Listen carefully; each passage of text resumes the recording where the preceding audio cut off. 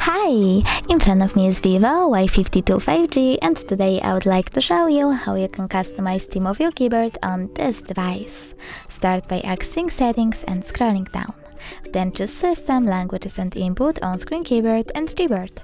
Now click on Theme over here and click on this plus sign under My Themes. Finally, you can pick a photo that you want to set up. Tap on it, pinch it to scale and drive it to move.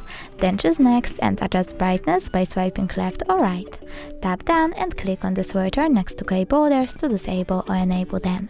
Finally, choose Apply. Now when I go back, I can see that theme of my keyboard was successfully customized.